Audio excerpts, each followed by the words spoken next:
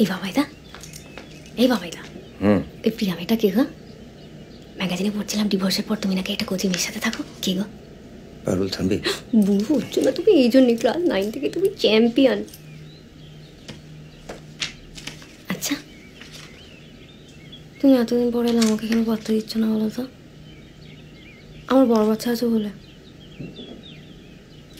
এই দেখো, এই দেখো না, একটা বাচ্চা নিয়েছি, পেটটা কিন্তু আগের মতো টান টান, দেখো দেখো না। শাড়িটা ঠিক কর। আগে তো নিজেই দরজা দিয়ে দিতে। কাকাবাবু বেরিয়ে গেলে আমার ঘরে কি আসতো? আমি রাখতাম। আর তারপরেরটা সেটাও একতরফা। পুরোনো কাশন্দি ঘাটছি না বাবাইদা, কিন্তু আমাকে কম কম পাত্তা দিলে, আমার সঙ্গে ফর্মাল ব্যবহার করলে পুরোনো বিছানার চাদরগুলো কিন্তু টান টান হয়ে যাবে না?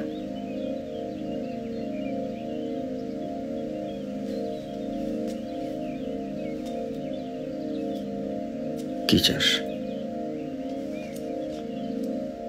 দেবে?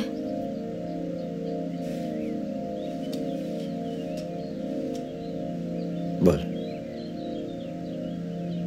একবার জড়িয়ে ধরো।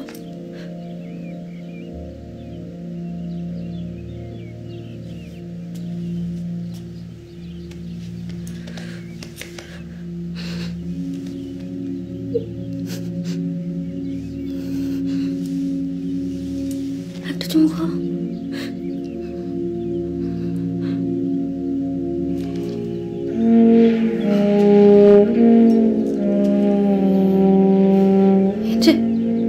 শোনো, ভেবো না যে আমার বর আমাকে ভালো রাখে না, ও বেস্ট।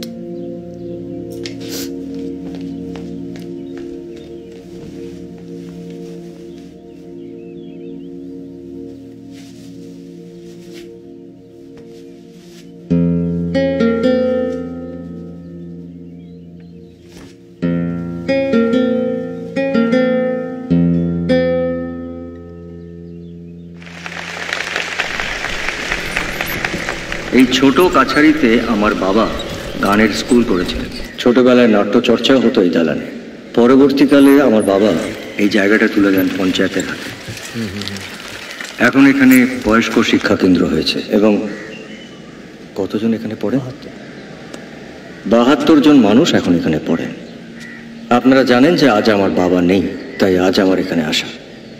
তবে আনন্দ একটাই যে আমার বাবা বেঁচে থাকবেন এইসব সমাজসেবামূলক কাজের মধ্যে দিয়ে।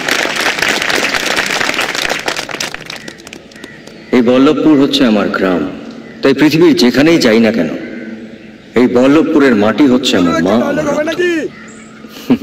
এই ছোট কাছারির মহলা কক্ষে আমার অভিনয়ের চর্চা শুরু। তাই এই বল্লভপুরের প্রতিটি মানুষের কাছে আমি চিরকৃতজ্ঞ। এই ঋণ আমি কোনোদিনও শোধ করতে পারবো না। আজ আমার সব সাফল্য এই বল্লভপুরের সাফল্য, আপনাদের সাফল্য।